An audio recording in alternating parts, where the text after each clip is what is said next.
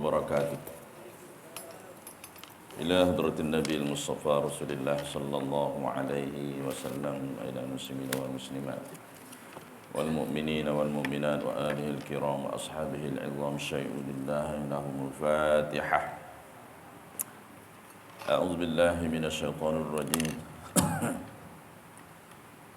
بسم الله الرحمن الرحيم.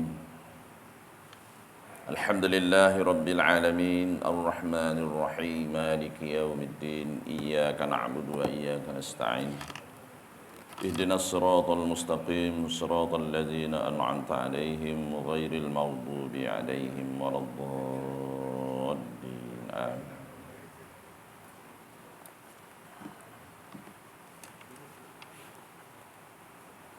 بسم الله ما شاء الله لا يسوق الخير إلا الله. بسم الله ما شاء الله لا يصرف السوء إلا الله. بسم الله ما شاء الله لا يأتي بالحسنة إلا الله. بسم الله ما شاء الله ما كان من نعمة فمن الله. بسم الله ما شاء الله لا حول ولا قوة إلا بالله العلي العظيم. الحمد لله رب العالمين والعاقبة للمتقين ولا عدوان إلا على الظالمين. سبحانك لا علم لنا إلا ما علمتنا إنك أنت العليم الحكيم. رب اشرح لي صدري ويسر لي أمري واحلل عقدة من لساني يفقه قولي. ولا حول ولا قوة إلا بالله العلي العظيم. اللهم صل وسلم على سيدنا محمد النور المذهب للنسيان بنوره وعلى آله في كل لمحة ونفس عدد ما وسعه علمك آمين.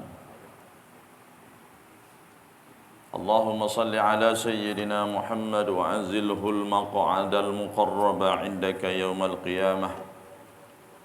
اللهم اغفر لأمتي سيدنا محمد وارحمهم رحمة عامة يا رب العالمين. اللهم صل على سيدنا محمد الفاتح لما أغلق والخاتم لما سبق ناصر الحق بالحق والهادي إلى صراطك المستقيم وعلى آله وصحبه حق قدره ومقداره العظيم. الصلاة والسلام عليك يا سيدي يا رسول الله خذ بيدي قلت حيلتي أدركني. السلام عليك يا حبيب الله. السلام عليك يا أول خلق الله خاتم رسول الله. السلام عليك يا سيدنا المهدي الخليفة الله. السلام عليك يا سيدنا الخدير بلياه بالملكان أبا العباس. اللهم افتح علينا حكمتك وانشر علينا من خزائن رحمتك يا أرحم الراحمين. ربنا أتمم لنا نورنا واغفر لنا إنك على كل شيء قدير. الله لطيف بعباده يرزق من يشاء وهو القوي العزيز. ففهمناها سليمان وكنا آتينا حكما وعلما وسخرنا مع داود الجبال يسبحن والطير كنا فاعلين. وصلى الله على سيدنا محمد النبي الأمي وعلى آله وصحبه في كل لمحة ونفس عدد ما وسعه علم الله آمين رب العالمين.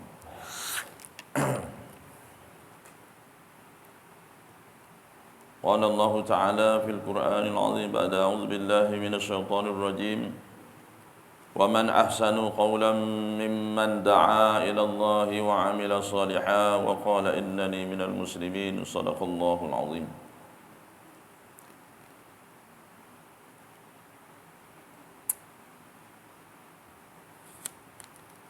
Semuliakan tuan-tuan dan puan-puan, muslimin, muslimat, hadirin, hadirat sidang jemaah rahimakumullah. InsyaAllah. Alhamdulillah. Marilah kita sama-sama mempertingkatkan rasa syukur kepada Allah Subhanahu wa taala atas pilihan Allah dengan izinnya, dengan inayah dari ayahnya kita pada pagi ini dipilih oleh Allah Subhanahu wa taala untuk hadir masjid ini, untuk mengimarahkan masjid ini dengan solat subuh berjamaah dan diikuti santap rohani itu kuliah subuh pada pagi ini berkaitan dengan ilmu tasawuf, penawar bagi hati, kitab penawar bagi hati, yang dihuraikan, yang diterjemahkan oleh Tuan Guru kita, Tuan Guru Tak Mahathir Haji Jul, dengan nama kitab Qalbun Salim, hati yang sejahtera. Semoga kita belajar kitab ini memberi ketenangan kepada hati kita untuk kita sama-sama amalkan, insya-Allah. Jadi sebagai mukaddimah, banyak perkara lagi lah kita kena pelajari, kita kena perbaiki, terutamanya muqadda'in, tentang memperkasakan, memahami, mempelajari dan memahami, mengaji dan mengkaji ilmu tauhid, ilmu akidah sebagai pasak diri kita, dan dihiasi dengan ilmu tasawuf, akhlak, dan ilmu fiqh. Banyak lagi lah, terutamanya dalam ibadah solat. Banyak lagi kita perlu perbaiki tentang khusyuknya, tentang tertibnya, tamakninahnya, bacaannya, banyak lagi. Walaupun kita orang yang semayang, banyak lagi lah kita kena perbaiki dalam supaya solat kita itu mencapai kepada ruh solat. Ada satu kitab Imam Ghazali sebut ruh solat. Ruh solat tu hidup solat kita itu. Ada dalam satu grup dalam satu grup membicarakan tentang doa kunut nazilah. Saya tengok bergaduh. Ada kawan ni yang kata ada arahan berhenti dah kunut nazilah. Yang kawan ni pula marah dikaitkan dengan isu politik dan sebagainya. Sebab duk balas sama-sama dia. Saya tengok ya, duk balas sama-sama tak cerdik. Kita kena tengok tuan-tuan kunut nazilah ni tuan-tuan, kita kena tengok daripada siapa asalnya, bila berlakunya. Kita kena tahu. Saya tak nak urailah, tuan-tuan cari sendirilah. Kunut nazilah ni berapa hari? Tapi saya tengok setiap waktu ada orang baca doa kunut nazilah. Dah berapa bulan dah. Betul ke? Kita ikut sunnah ke? Sunnahnya bila? Sampai bila?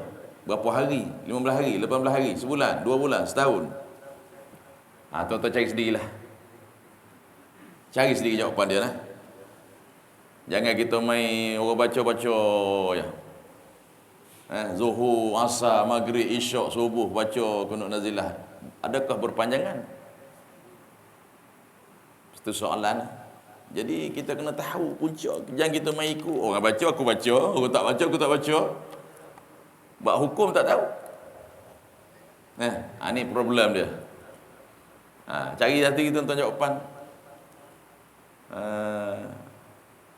Bab kunut ni pun banyak juga orang yang baca silap. Kalau saya belajar dulu kunut doa kunut subuh ni, mazhab kita memanglah mazhab Syafi'i sunat ba'at. Kalau tertinggal, sengaja tinggal, sunat sujud sawi.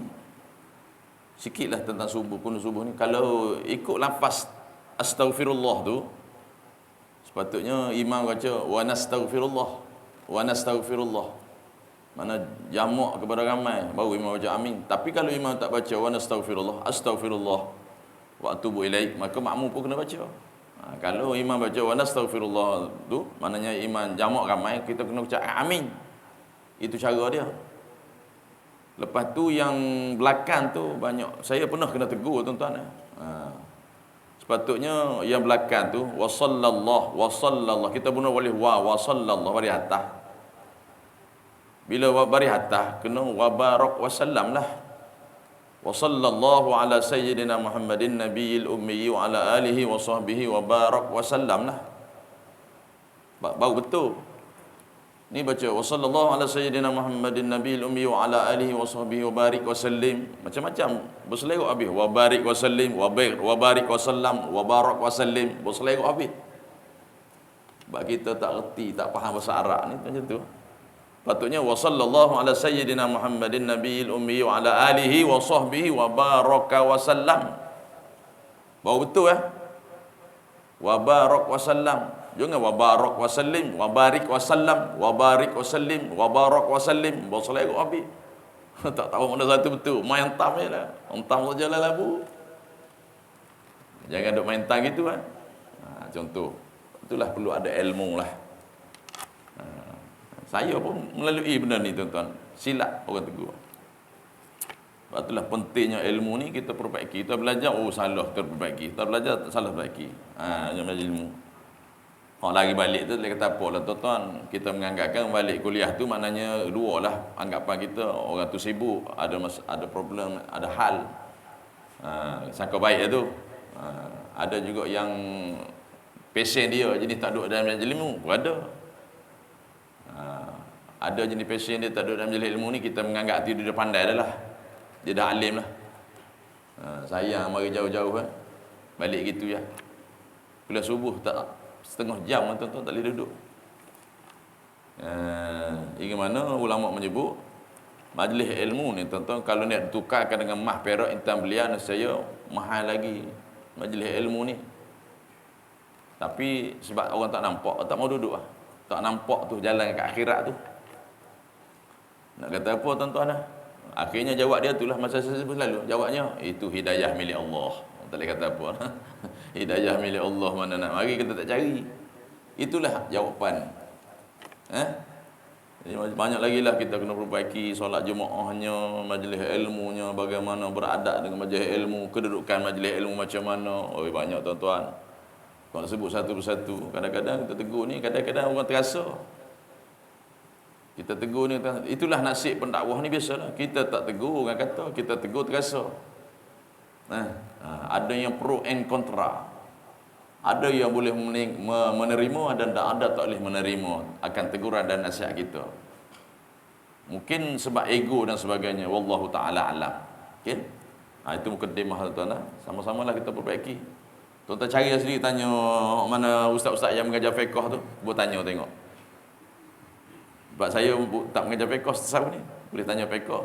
Tanya asal yang jadinya kunut nazilah ni bila yang Nabi baca tu. Lepas tu berhenti bila. Tuan-tuan cari jawapan. Okey. Baik. Kita sambung pengajian kita pada pagi ini muka surat 90. Muka surat 90. Qala musannif wa nafa'ana bi ulumihi fid darain amin ya rabbal alamin. Kita sambung 10 perkara. 10 perkara ini telah disebutkan oleh Imam Al-Ghazali dalam kitab Minhajul Abidin. Minhajul Abidin. Minhaj al-Abidin, perjalanan orang abid, abid ahli ibadah. Jadi kita ribut sikit belakang, iaitu X tu, apa yang dimakan akan dihisap pada hari kiamat nanti. Apa yang kita makan akan dihisap di hari kiamat nanti. Nota kakinya di bawah tu dalam kitab An-Nasaih Ad-Diniyah muka surat 375 dan Nasihat Agama dan Wasiat Imam muka surat 440 ditambah lagi, iaitu kurang rahmat. Ini kesan daripada makan tu. Kurang rahmat dan belah kasihan terhadap orang yang lemah miskin daripada kaum muslimin di situ. Yang kedua-belahnya tu sayang untuk menghulurkan bantuan kepada yang memerlukan dan berhajat. Itu berkait. Dihisap, apa yang dimakan tu dihisap di akhirat nanti. Imam Syafi'i rahimahullah ta'ala berkata, Asyab'u sayasqul al-badan, sayaqulul badan wa yuqassil qalba wa yuzilul fatanah wa yajlibun naum wa yad'afu 'anil ibadah. Dia kata apa? Kenyang boleh memberatkan badan. Memang kenyang berat badan, beratlah sikit. Buat makanan dalam perut tu. memberatkan badan, mengeraskan hati, menghilangkan kecerdasan, mengundang tidur dan melemahkan semangat ibadah. Sebab tu setengah ulama mengatakan bahawa elakkanlah kita ni sebagai ahli ibadah, kalau tamu-tamunya kita nak bangun tahajud, nak bangun berqiyamul lail, elakkan kita makan tengah malam. Makan pukul 10 makan lagi, pukul 11 makan lagi. Ialah satu sebabnya, punca kita menyebabkan kita susah nak bangun tidur. Memang jadi makan petang malam tu. Kan? Okey. Jadi kita nak tidur tu elokkan kita makan. Maknanya bila kita makan tu banyak kesan dia, makan kenyang, makan banyak pula akan mengeraskan hati, kecerdasan minda kita tak cerdas, mengundang tidur. Biasalah tuan-tuan lepas makan nak tidur, kira nak tidur. Tambah-tambah kalau kita nak berjalan jauh musafir, kita makan kenyang, itu yang banyak ada sebab berlaku aksiden tu. Sebab apa? Bila bawa kereta kenyang, mengantuk, tidur, tengah bawa kereta mengantuk, akhirnya sedar-sedar dalam longkang mengantuk. Sebab tu saya kalau berjalan jauh tuan-tuan, saya singgah mana-mana area, saya tak makan nasi, minum air, roti cukup. Sebab memang mengantuk kalau lepas makan. Proses penghadaman tu, kita makan kenyang, proses dia melemahkan badan tu, nak proses penghadaman dalam perut kita tu. Jadi enjin kita tu ruak kerja tu letih. Bila letih enjin tu, kita pun letih, nak mengantuk, nak tidur. Seeloknya lepas makan tu tidur, mengantuk. Proses tu. Itu kesan daripada makan.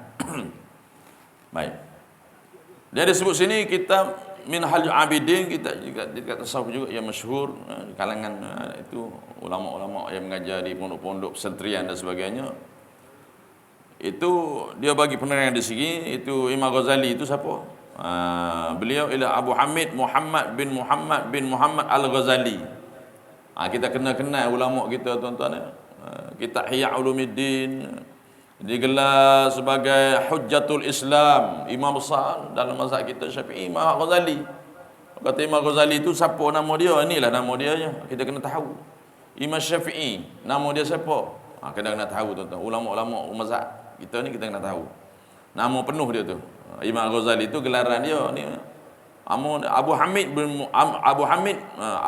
Muhammad bin Muhammad Al-Ghazali. Dia ambil Al-Ghazali itu gelaran. Digelar dengan Hujjatul Islam, Barakah Al-Anam, Syirajul Mujtahidin dan Zainal Abidin, kerana keilmuan dan ketokohannya. Digelar nama tu, digelar tu sebagai nak beri penghormatan kepada kepakaran dia dalam sesuatu ilmu. Dilahirkan pada tahun 450 Hijriah di Ghazalah. Itu dekat Al-Ghazali tu, mana tempat dia? Tus, di bahagian timur laut negara Iran sekarang. Seorang ilmuwan besar Islam, wali Allah yang besar, dan dianggap sebagai mujaddid. Al-mujaddid untuk kurunya saya lupa kurun berapa. Menulis banyak kitab yang bermanfaat. Antara yang paling terkenal ialah Ihya Ulumuddin. Disebut Ihya Ulumuddin. Ihya hidup agama. Meninggal pada tahun 505 Hijriah. Tengok tolak 505 Hijriah tolak 450 Hijriah. Berapa tahun umur dia? Tolak sendirilah. Okey, itu antara pengenalan kita, imam kita. Dan kitab Minhajul Abidin juga dalam kitab An-Nasihah Ad-Diniyah muka surat 35 dan Nasihat Agama Wasiat Iman. Itu kitab. Baik. Seterusnya hadis, muka surat 91, hadis yang mencela makan terlalu kenyang. Boleh makan. Ni pun musim cuti sekolah ni tuan-tuan, banyak kenduri ni. Saya banyak kenduri ni. Kawan saya, skot saya di Tanjung Keling pun hari ni, di Teluk Kemang tu pun hari ni, Cikgu Syahrul tu kan, rumah dekat dengan sekolah agama tu. Lepas tu sini tadi dekat toko Cina tu, ada sahabat saya situ namanya Cina tu, Ong. Dia 12 workshop tu, Ong tu, rumah Cak Kuni tu, depan kedai cendol tu kan. Tu Ong Cina, Ong 12 workshop dulu. Dia berhenti kopera ke saja, Allah alam. Pernah sama di 12 workshop Camp Bukit Keteri Perlis dulu. Ong ni. Dia workshop lah. Dan satu lagi di Kuantan. Skot saya. Skot saya dua lah, skot saya. Skot sama Intek Recruit dan skot sama KP tu di Kuantan. Di Kuantan tu sebab dia datang kenduri anak saya dulu. Saya kena pergi. Tak pergi merajuk. 4 kenduri, 5 kenduri hari ni. Allahu Akbar. Tu nak makan macam mana tuan-tuan? 5 kenduri nak makan macam mana? Kalau sepinggan satu tempat 5 pinggan. Boleh isi ke perut kita 5 pinggan ni? Kalau masuk askar tu, masa muda-muda tu 5 pinggan boleh lagi. Ini dah tua-tua, dah perut tak lagi dah. Tak ada spare dah. Okay. Makan banyak. Makan pula macam-macam. Campur macam-macam. Allahu Akbar. Tak ada nak hadam lagi, makan lagi. Itu yang letih. Kita ni letih makan. Letih makan kita ni, banyak penyakit kita ni sebab makan. Kan? Baik, tengok. Ada celaan bagi makan yang terlalu kenyang ni. Terdapat beberapa hadis yang mencela sikap makan terlalu kenyang, antaranya daripada Sayyidina Umar. Sayyidina Umar Al-Khattab berkata, bila sebut Sayyidina Umar, dia tik situ nota kaki. Bagi cerita siapa dia? Sayyidina Umar. Nota kaki dia 127 tu anak kedua kepada Sayyidina Umar. Sayyidina Ibnu Umar. Ibnu Umar tu bukan. Ibnu Umar Al-Khattab tu anak Umar lah. Anak Sayyidina Umar, anak kedua kepada Sayyidina Umar. Terkenal sebagai yang dirujuk dalam fatwa meriwayatkan 2630 buah hadis. Sanad paling sahih yang disebut ialah silsilah Az-Zahab, itu silsilah emas, ialah daripada Imam Malik, daripada Nafi', daripada Sayyidina Abdullah bin Umar, meninggal dunia pada tahun 73 Hijriah. Itu pengenalan tentang Sayyidina Ibnu Umar radhiyallahu anhu. Berkata Rasulullah sallallahu alaihi wasallam bersabda, al-mu'minu ya'kulu fi ma'an wahid wal kafiru ya'kulu fi sab'ati am'a hasbabna adam luqaymatun yuqimna sulbah in kana wala budda fahaqquhu thulusun lit-ta'am wa thulusun lil-syarab lisyarabi wa thulusun lin-nafas lin-nafas. Dia kata apa? Seorang yang beriman makan dengan satu perut. Faham ni? Dia bahasa kiasan. Seorang yang beriman makan dengan satu perut. Seorang yang kafir makan dengan 7 perut. Tu dia. Cukuplah anak Adam, kita lah, beberapa suapan makanan yang meluruskan tulang belakang. Bila makan tu lurus tulang belakang. Kalaulah memang mesti juga, maka sepertiga untuk makanan. Makan ni syarat, makan ikut syarat. Sepertiga dalam perut kita tu untuk makanan, sepertiga untuk minuman, dan sepertiga untuk nafas. Ini hadis riwayat Asy-Syaikhan. Asy-Syaikhan disebut dalam Bukhari dan Muslim. Riwayat Asy-Syaikhan. Bermakna perut kita ni kena bagi 3. 1 makanan, 1/3 lagi minuman, dan 1/3 lagi untuk nafas. Tapi kalau kita isi dengan makanan dah penuh dah, itu masuk air lagi kenyang. Angin tak ada langsung. Tak ada langsung angin. Kalau kita tengok orang sufi tu, dia makan satu pot tu. Pot tu satu tempurung yang digunakan dulu lah. Cik je makanan tu. Kan? Sebab bagaimana dia makan sikit, dia nak mengelak daripada mengganggu ibadat-ibadat dia, makan sikit ya.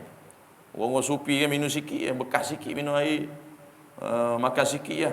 Kenapa tuan-tuan? Kerana dia tidak meletakkan kepada makanan dan minuman tu 100% untuk memberi kenyang dan beri dahaga. Dia yakin sungguh dengan Allah SWT. Sikit ya. Dia kenyang tu, dia yakin Allah yang beri kenyang. Dia yakin bagaimana di hubungan dia dengan Allah SWT. Ini golongan sufi, ahlullah al-arif billah. Beza dengan kita tuan-tuan. Lagi teruk kita ni makan minum berkenyang, kita beriktikad makan minum tu bagi kenyang, habis rosak. Jadi syirik. Kan? Baik, dia bagi huraian di situ, riwayat As-Saiqan ada riwayat tu, nota kaki di bawah. Rasulullah sallallahu alaihi wasallam bersabda, "Fa inna aktsaran nasi shiba'an fid dunya atwaluhum ju'an yaumal qiyamah." Tengok dia kata apa? Maka sesungguhnya orang yang terlalu kenyang di dunia, kenyang makan, akan terlalu lapar pada hari kiamat. Riwayat At-Tabrani. Maka sangat kenyang dunia ni akan jadi lapar di akhirat. Nah, ini larangan kita, janganlah makan banyak. Sebab makanan di akhirat Allah sedia istimewa. Sayyidina Ali karramallahu wajhahu mengatakan, "Man kana hammuhu ma yadkhulu jawfahu kanat qimatuhu ma yakhruju minhu."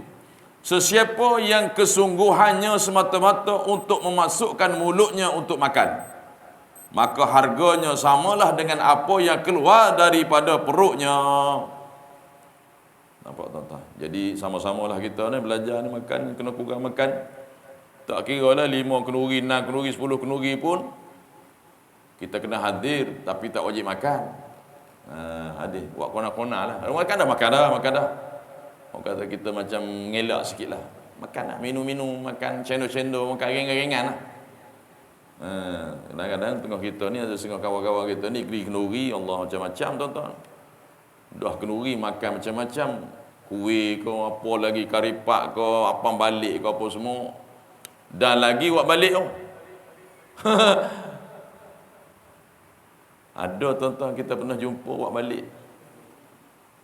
Tapi kalau nak buat balik tuan-tuan, biar beradab sikit lah.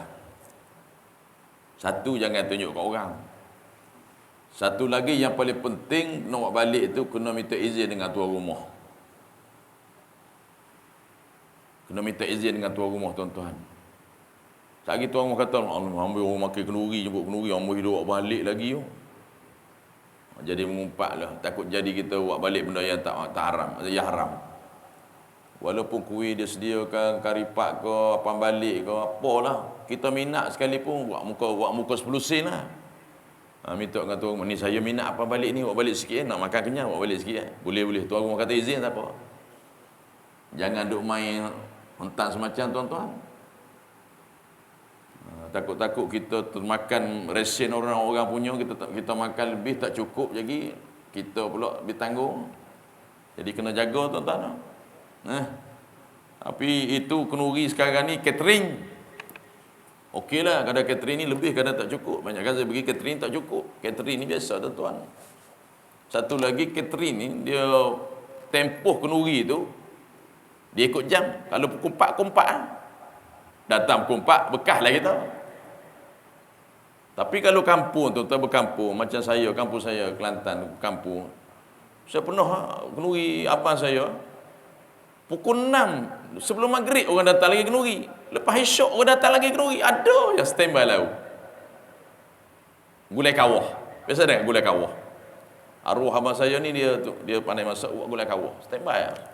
Daging dah potong set, habis masuk gulai. Habis gulai kawah. Gulai kawah yang daging potong kecil-kecil tu. Mana itu cover. Datang lagi tuan-tuan.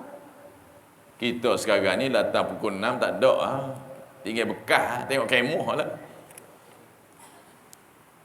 Jadi catering pun ada kebaikan dia dan ada keburukan. Minta maaf cakap berkampung pun ada kebaikan dan keburukan dia.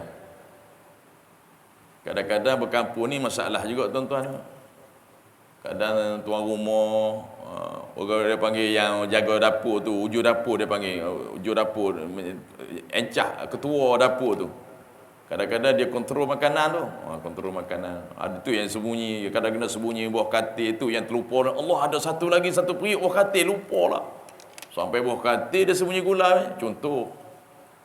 Itu yang kadang-kadang tak cukup tu. Kampung ni masalah juga. Lagi satu, geng-geng dapur ni tak cukup. Orang makan kenduri tak habis lagi. Dia kira plastik je. Isi plastik. Pun ada juga pasal ni. Tuan rumah tak tahu pun. Pun ada tuan-tuan. Dia bungkus siap-siap. Yang makan-makan, yang bungkus-bungkus. Lepas tu tuan rumah kata, banyak gulai tadi, habis. Kalau orang dapur 10 orang, 10 bungkus, berapa kilo dah daging. Pun ada pesen tu tuan-tuan. Macam-macam oh. Macam benda free. ini saya cerita pengalaman. Jadi kalau tuan rumah tak izin macam mana? Nak cerita buat hukum. Haram kan? Apa? Ni kadang-kadang cerita buat kenduri. Iya tuan-tuan. Lepas tu tuan rumah lauk habis kelang kabut gelabah. Cepat habis lauk. Habis dah pakat bungkus orang sikit. Kenduri tak habis lagi. Contoh tuan-tuan. Jadi ini kena jaga tuan-tuan. Ini kena jaga. Bab makan ni kena jaga. Nak makan hak subah, makan yang haram, habis kita tuan-tuan. Nak pastikan walaupun sesuap nasi, sesuap daging gulai tu, pastikan masuk halal. Dapat halal, dapat izin daripada tuan rumah. Jangan duk ambil semacam lah. Allahu Akbar. Jadi passion. Orang sedia tempat kenduri tu, kuih dan sebagainya untuk orang-orang datang makan, bukan suruh kita bawa balik. Jaga tuan-tuan oh. Kalau tuan rumah izin tak apa. Pastikan kena minta halal, minta izin daripada tuan rumah. Itu jaga. Nak masuk dalam perut kita ni pasti yang halal, jangan subhat dan sebagainya. Baik, sikit lagi. Baik. Imam Al-Bukhari meriwayatkan bahawa pernah suatu ketika orang ramai minum susu dan tinggallah Nabi sallallahu alaihi wasallam dan Sayyidina Abu Hurairah radhiyallahu anhu. Kata Sayyidina Abu Hurairah radhiyallahu anhu, faqala Aba Harb, qultu labbaika ya Rasulullah, qala baqitu ana wa anta, qultu sadaqta ya Rasulullah, qala iqud fa ashrab فقعد فشربت فقال اشرب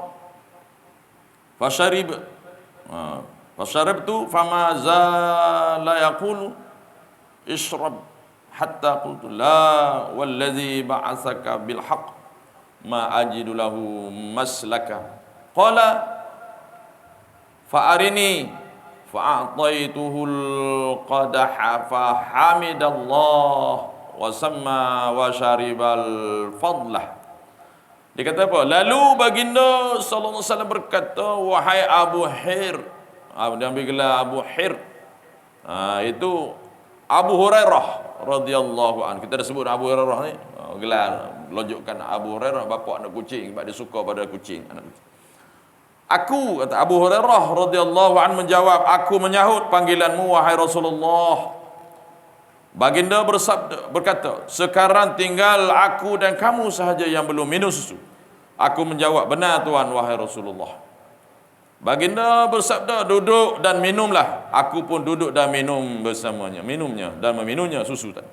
Lalu baginda bersabda lagi, minumlah. Lalu aku minum. Baginda terus menyuruh dengan sabdanya, minumlah. Sehingga aku katakan, tidak, cukuplah. Minum, cukup, berhenti. Demi Allah Subhanahu wa ta'ala yang telah mengutus Tuhan dengan kebenaran, aku tidak dapati tempat meletak susu lagi dalam tubuhku. Mana dia kenyang dah tu. Tak boleh sebuh dah, tak boleh isi dah, tak boleh masuk dah. Baginda bersabda, berikan ia kepadaku. Aku pun menyerahkan gelas tadi kepada baginda. Kemudian baginda memuji Allah SWT, membaca basmalah dan meminum susu yang tersisa itu. Nampak bagaimana sahabat dengan Rasulullah. Ketika memberi komen terhadap hadis ini, Imam Ibn Hajar Al-Asqalani berkata, wa fihi jawazus syab'i walau balagha aqsa ghayatihi akhidan min qawli Abi Hurairah la ajidu lahu maslaka wa taqririn nabi ala zalik. Ia menunjukkan boleh kenyang. Mana minum susu tadi boleh kenyang walaupun sampai penuh berdasarkan daripada perkataan Sayyidina Abu Hurairah radhiyallahu anhu tadi. Aku tidak dapat di tempat meletak susu lagi dalam tubuhku, dan juga daripada pengakuan takrir perbuatan Nabi sallallahu alaihi wasallam terhadap perkara tersebut. Disebut dalam kitab Fathul Bari. Jadi makan. Di sini ada beberapa adab lah. Adab memuliakan tetamu. Adab kita makan sama juga memuliakan tetamu. Dan adab ni, contoh saya dah sebut dulu, adab minum susu. Minum susu, minum air. Sing mana ada satu hadis sebut, apabila kita meminum air, apabila kita memulakan dengan doa, dengan membaca basmalah, itu bismillahirrahmanirrahim, minum satu teguk, yang diamalkan oleh Rasulullah sallallahu alaihi wasallam. Cara macam ni kata ulama, apabila air yang kita minum baca basmalah, dan bila telan disebut alhamdulillah, selagi mana air yang kita minum dalam badan kita, susu dan sebagainya, dia menjadi penawar kepada tubuh kita. Contoh bismillah, contoh saya bagi contoh, bismillahirrahmanirrahim, minum seteguk ataupun tidak lebih 3 teguk. Bismillahirrahmanirrahim. Kita mula dengan memuji Allah SWT dengan nama Allah yang Maha Pemurah lagi Maha Pengasih. Kita minum seteguk, bismillahirrahmanirrahim, seteguk. Bila kita telan, alhamdulillah. Apatah lagi kalau kita minum air penawar, lagilah. Bismillahirrahmanirrahim, seteguk, alhamdulillah. Bismillahirrahmanirrahim, seteguk, alhamdulillah. Biasanya 3 kali. 3 kali minum, ada yang mengatakan minum seteguk, 2 teguk, 3 teguk, berhenti. Alhamdulillah, pun ada riwayat macam tu. Jadi kita ni mau minum, tambah-tambah tercekik pula. Segelas senapas. Ada yang minum botol mineral tu tonggeng gok tu. Itu bahaya. Menurut pakar sains dan doktor pakar, dia kata kalau kita minum dalam keadaan minum tu kita bernyawa dalam air tu, dan kita minum tu tak berhenti, dia tekan gong, itu dia boleh rosak jantung kita. Jadi cara tu tak ikut sunnah lah. Jadi ini ilmu juga tentang minum. Bismillahirrahmanirrahim, seteguk, alhamdulillah. Dan sama juga makan. Yang mana ada riwayat mengatakan Nabi makan, mengunyah makanan tu hingga 40 kali gigit, ngak baru telan. Kita hari ni tak dan kunyah, terus sumbat, terus telan. Kalau kita makan, tuan-tuan, contoh makan satu hidang 5 orang, makan berhidang pula. Kalau kita kunyah 40 kali, tuan-tuan, tak ada apa lah, tuan-tuan. Lauk-lauk habis sapu kat kawan kita. Tapi sebenarnya macam tu lah. Kunyah ngap 1, 2, 3, 4, 5, 6, hancur betul-betul, tenang. Sebab apa? Sebab dia nak melancarkan proses penghadaman tu. Banyak tuan-tuan ada makan ni, makan ambil depan, makan mulakan bagi izin orang tua dulu makan. Lepas tu makan di hadapan kita tu, apa yang di depan kita tu, waktu ambil dulu, jangan duk jangkau, ambil jauh dulu. Dah. Lepas tu kalau makan satu kumpulan tu, satu hidang tu, kena meraihkan kawan kita tu. Kawan kita mari jauh-jauh lapar, tuan-tuan. Kita kenyang 5 kenduri, kita makan sikit, 2 suap kenyang dah. Kawan tu baru nak makan, kita sudah memalukan dia. Ini adab kenduri pun kita jaga, tuan. Kalau catering tak apa dah, sepinggan masing-masing. Hak hidang tu malu kawan kita. Kita kenyang. Walaupun kita kenyang, kita kena meraihkan kawan kita. Betul tak? Cara adab makan tu. Kita tanya, tambah lagi. Tak apa, tambah makan, tambah. Kita pun buatlah tambah sikit-sikit. Kita dah kenyang dah. Kita kena raihkan kawan kita yang lapar daripada jauh tu, biar dia kenyang. Sudah. Nombor 1, 2, 3. Sudah. Tambah lagi. Dah kenyang dah. Alhamdulillah. Kita pun berhenti. Ini kawan baru 2 suap mari daripada Johor tu. Dah lah jam, tak dapat makan, tak boleh karet lah. Contoh, duk harap main makan kenduri. Tiba-tiba kita makan dengan ini, kita 2 suap dah habis dah. Saya dah kenyang dah. Dia cakap kat orang, saya dah kenyang banyak kenduri. Iyalah, kawan ni kata, mu banyak kenduri, aku baru 1 ni, aku jauh. Nampak dah? Adab tu kena jaga. Biar kita raihkan dia tu. Dia jauh, kita makan. Jangan nak kira perut kita kenyang, kita berhenti. Nu kawan lapar tu. Nampak tak? Ilmu buat makan banyak. Kena jaga. Berbagi-bagi makan, barakah makan. Ya? Catering kau tak kira. Kalau catering tak apalah, hak hidang ni. Ya? Jadi meraihkan tu, tuan-tuan. Makan banyak lagi lah. Pasal tu lagi makan ni pula, tuan-tuan kena jaga. hingga mana boleh melemahkan kita punya tenaga batin kita. Antaranya ulama kata kalau kita makan, kecuali tercekik lainlah. Kita makan jangan berulangkan minum. Makan 2-3 suap telan dengan air. Makan 2-3 suap itu yang melemahkan syahwat kita, melemahkan di kita punya tenaga batin kita. Semak makan berulang dengan air. Jaga. Yang mana ada orang kata lepas makan setengah jam tu baru minum. Ini minum makan nasi 2-3 suap minum air. Makan nasi 2-3 suap minum air. Ini melemahkan kita punya tenaga batin. Jangan minum lagi. Makan dulu, makan dulu. Lepas makan tu 15 minit, setengah jam baru boleh minum. Sepatutnya macam tu, kesihatan. Tapi kalau tercekik lain lah. Kalau terlekat kuk, minum lah air. Ini sikitlah ilmu tentang. Ada Imam Ghazali sebut dalam kitab bagaimana adab makan seorang diri, adab makan berjemaah. Ada cara dia. Bagaimana makan kita dengan budak-budak, bagaimana makan kita dengan orang tua, bagaimana makan kita dengan orang lapar, orang jauh tadi tu. Ini pun berkait dengan makan. InsyaAllah tuan-tuan, dah 7 suku dah. Kita akan sambung akan datang faedah nasihat berguna Imam Abdullah Al-Haddad dalam menjaga perut daripada makanan. Wallahu ta'ala alam.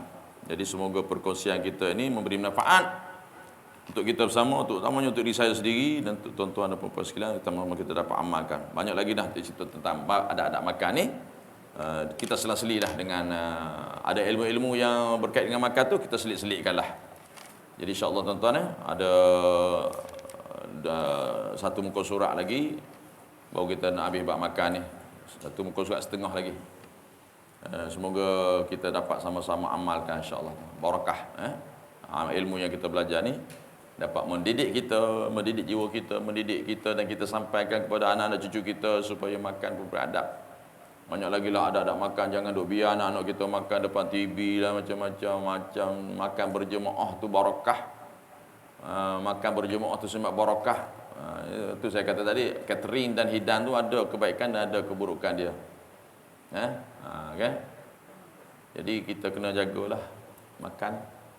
Kadang-kadang di rumah tu makan, anak makan, cucu makan depan TV, yang mak makan kat meja dapur, yang datuk nenek, datuk pula makan tepi tandah sebab senang masuk tandah. Macam-macam lah.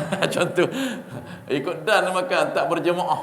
Ikut ya kita ni, adab makan dah tak ada dah. Lepas tu ada yang makan dulu, ada yang makan dulu, hak balik surau tengok-tengok balik tinggal tulang dah. Jadi makanan tu dalam satu rumah tu jadi tidak meraihkan orang lain.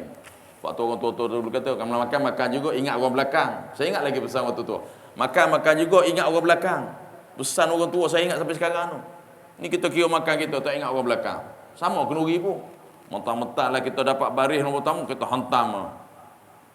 Tengok dah laut sikit dalam bekas, kita pun hantam. Kena tengok dah orang belakang sama. Kalau sikit dah laut tu kita ambil sikit sudahlah. Ni hentam tak kira. Janji aku dapat orang belakang nampak pergi ke dia. Kuah padam muka hang bagi lewat. Contoh pergi kata macam tu pula. Jadi ini adab-adab tu tak jaga. Okay, banyak cerita tuan-tuan Baik, sekali itu saja tuan-tuan. Minta maaf banyak salah dan silap. Yang baik semua daripada Allah Subhanahu taala, yang lemah yang kurang daripada kejahilan saya, kelemahan saya sendiri. Kalau saya silap, ingatkan saya, tegurkan saya. Kita tangguh majlis kita pada pagi ini. Moga-moga Allah memberkati kitanya dengan ilmu ini, dengan tasbih kafarah. Subhanallah. Subhanakallahumma bihamdika asyhadu an la ilaha illa anta astaghfiruka wa atubu ilaik. Kami tusu'amu Allahumma firna fa innahu. Bismillahirrahmanirrahim. Wal 'asri innal insana lafi ladzina amanu wa 'amilus solihat wa tawassaw bil haqq wa tawassaw bis sabr. A'udzu billahi minasyaitonir rajim. Bismillahirrahmanirrahim. Alhamdulillahirabbil alamin wassalatu wassalamu ala asyrafil anbiya'i wal mursalin.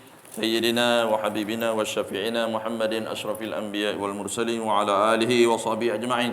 رضينا بالله ربا وبالإسلام دينا وبسيدنا محمد صلى الله عليه وسلم نبي رسولا. رضينا بالله ربا وبالإسلام دينا وبسيدنا محمد صلى الله عليه وسلم نبي رسولا. رضينا بالله ربا وبالإسلام دينا وبسيدنا محمد صلى الله عليه وسلم نبي رسولا. اللهم إنا أصبحنا أشهدك وأشهد حملة عرشك وملائكتك وجميع خلقك أنك أنت الله لا إله إلا أنت وحدك لا شريك لك. اللهم إنا أصبحنا أشهدك وأشهد حملة عرشك وملائكتك وجميع خلقك أنك أنت الله لا إله إلا أنت وحدك لا شريك لك. اللهم إنا أصبحنا أشهدك وأشهد ما لا تعلم بنا وملائكتك وجميع خلقك أنك الله لا إله إلا أنت وحدك لا شريك لك. اللهم إنا أصبحنا أشهدك وأشهد حملة عرشك وملائكتك وجميع خلقك أنك الله لا إله إلا أنت وحدك لا شريك لك. جزا الله عنا سيدنا محمد صلى الله عليه وآله وصحبه وبارك وسلم بما هو أهله. جزا الله عنا سيدنا محمد صلى الله عليه وآله وصحبه وبارك وسلم بما هو أهله. جزا الله عنا سيدنا محمد صلى الله عليه وآله وصحبه وبارك وسلم بما هو أهله. سبحان الله وبحمده عدد خلقه ورضاء نفسه وزنة عرشه ومداد كلماته ومنتهى علمه. سبحان الله وبحمده عدد خلقه ورضاء نفسه وزنة عرشه ومداد كلماته ومنتهى علمه. سبحان الله وبحمده عدد خلقه ورضاء نفسه وزنة عرشه ومداد كلماته ومنتهى علمه. سبحانك اللهم وبحمدك أشهد أن لا إله إلا أنت أستغفرك وأتوب إليك. أمنت سوءا وظلمت نفسي فاغفر لنا فإنه لا يغفر الذنوب إلا أنت. وصلى الله على سيدنا محمد وعلى آله وصحبه في كل لمحة ونفس عدد ما وسع علم الله. سبحان ربك رب العزة عما يصفون وسلام على المرسلين والحمد لله رب العالمين. تقبل الله منا ومنكم تقبل يا كريم. هذا بالله التوفيق والهداية. السلام عليكم ورحمة الله وبركاته.